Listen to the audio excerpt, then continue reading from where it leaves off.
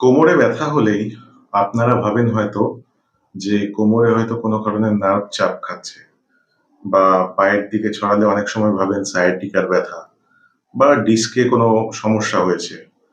তো আমাদের এরকম কোমরের ব্যথা নিয়ে ফোকাস সবসময় পেশেন্ট বা ডাক্তারদের অনেক সময় দেখা যায় যে ফোকাস শুধুমাত্র আমাদের কোমরের যে হাড় শিরদাঁড়া লাম্বার স্পাইন বা স্যাক্রাল রিজিয়নের স্পাইন তার উপর বা তার মাঝখানে ক্যানাল বা সাইডে যে নার্ভ যাওয়ার জায়গা সেগুলোর উপর বা বড়জোর ডিস্কের ওপর।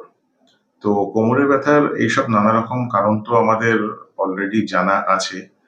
কিন্তু একটা জয়েন্টকে আমরা এড়িয়ে যাই।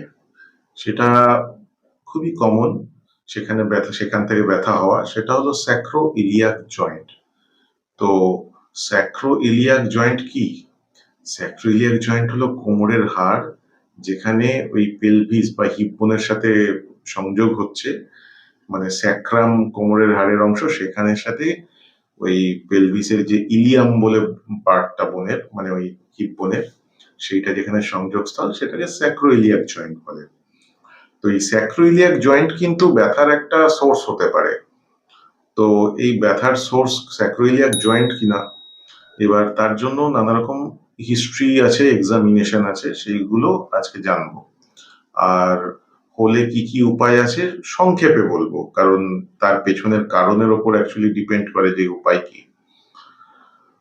তো এই স্যাক্রোইলিয়াক জয়েন্ট নানা কারণে ব্যথা হতে পারে বা নানা কারণে সমস্যা হতে পারে।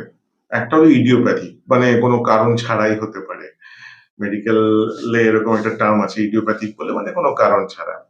আর বেশিরভাগ ক্ষেত্রে দেখা যায় যে কোনো হাড়ের গঠনগত ত্রুটি বা ইনফ্ল্যামেটরি কোনো কারণ বা প্রদাহজনিত কারণ। এবার প্রদাহজনিত কারণের পেছনে অনেক রোগ থাকতে পারে, যেমন অ্যাঙ্কাইলোসিং স্পন্ডাইলাইটিসে এরকম দেখা যেতে পারে বা বিভিন্ন স্পন্ডাইলো আর্থ্রোপ্যাথি গুলো যেগুলো আছে তাতে এরকম এই জয়েন্টের প্রবলেম দেখা যায়, মানে স্যাক্রোইলিয়াক জয়েন্টের ডিসফাংশন বা স্যাক্রোইলিয়াইটিস। ঠিক আছে? তো এই স্যাক্রোইলিয়াইটিস হলে প্রথমত বেশিরভাগ ক্ষেত্রে দেখা যায় যে লোকেরা হিস্ট্রি দেবেন যেটা সকালবেলা ঘুম থেকে ওঠার পর প্রথম দিকে চলতে খুব অসুবিধা হয়। মানে হঠাৎ করে ৩০ মিনিটের ওপর মনে হয় যে ওই জায়গাটা বেশি ব্যথা বা টাইট হয়ে রয়েছে। বা অনেকক্ষণ যদি মুভমেন্ট বা নড়াচড়া না হয় তারপরে ব্যথা বেড়ে যায়। তো এইগুলো জেনারেলি ইনফ্ল্যামেটরি কারণ দর্শায়। আবার যদি দেখা যায় যে মুভমেন্ট করার ফলে ব্যথা বেড়ে যাচ্ছে তাহলে বোঝা যাবে যে স্ট্রাকচার বা মানে ওই টাইপের কোনো কারণে হয়েছে বা ইডিওপ্যাথিকও হতে পারে। তো এই স্যাক্রোইলিয়াক জয়েন্ট ডিসফাংশন বা প্রবলেম হলে জেনারেলি ক্লিনিক্যালি কিছু টেস্ট আছে। ওই এফএবিআর বলে, মানে হিপ জয়েন্টটাকে ভাঁজ করে তারপর বাইরের দিকে করে আর পায়ের উপর পা তুলে। তো এইখানে একটা আমি থাম্বনেইলে এই সাইডে ছবি দিয়েছি। তো এই ছবিতে বুঝতে পারছেন যে এইভাবে টেস্টটা করে দেখা হয় পজিটিভ কিনা।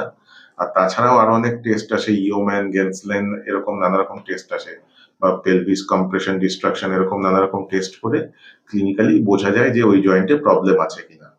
তো প্রবলেম আছে যদি বোঝা যায় ক্লিনিক্যালি টেস্টের পরে তারপর কিছু রক্তের পরীক্ষা করাতে হয়। সেই রক্তের পরীক্ষাগুলো নর্মাল সিবিসি থেকে ইএসআর, সিআরপি, দরকার হলে স্পন্ডাইলো আর্থ্রোপ্যাথি সাসপেক্ট হলে HLA-B27 বা অ্যাসোসিয়েটেড আরো কিছু টেস্ট করাতে হতে পারে। আর তার সাথে এক্স-রে দেখা হয়। এক্স-রেতে স্যাক্রোইলিয়াইটিস থাকলে বোঝা যায়, কারণ ওই স্যাক্রোইলিয়াক জয়েন্টের যে গ্যাপ তার উপর ডিপেন্ড করে। আর বেস্ট হলো এমআরআই। এমআরআইতে একদম পরিষ্কার ওখানে কোনো ইনফ্ল্যামেশন আছে কিনা না নর্মাল ডিসফাংশন সেটা বোঝা যায়।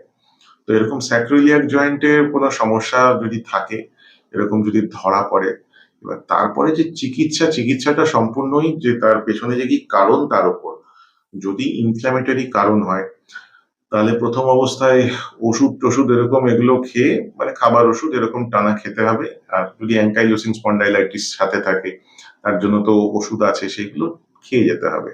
বায়োলজিক্স টাইপের ওষুধ আছে, নরমাল অ্যান্টি ইনফ্ল্যামেটরি গ্রুপের ওষুধ আছে, ওইগুলো অনেকদিন খেতে হতে পারে। আর তার সাথে কিছু ব্যায়াম আছে।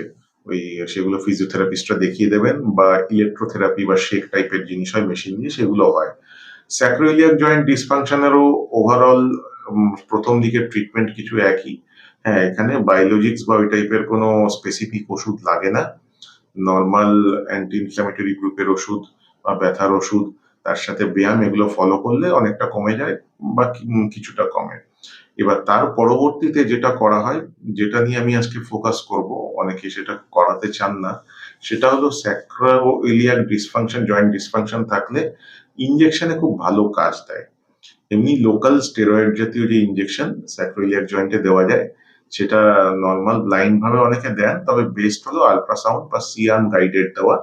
কারণ স্যাক্রোইলিয়াক জয়েন্টের স্পেস খুব ন্যারো থাকে, খালি চোখে দিলে পাশে অন্য জায়গাও আছে যেগুলোতে ভুলভাবে চলে যেতে পারে, তাতে ক্ষতি এরকম কিছু হবে না, কিন্তু লাভটা হবে না।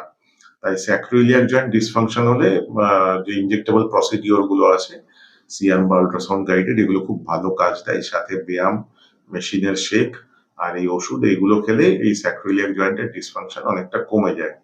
আর তাছাড়াও আরো অনেক উপায় আছে, সেটা এখন এই ভিডিওতে জানার দরকার নেই।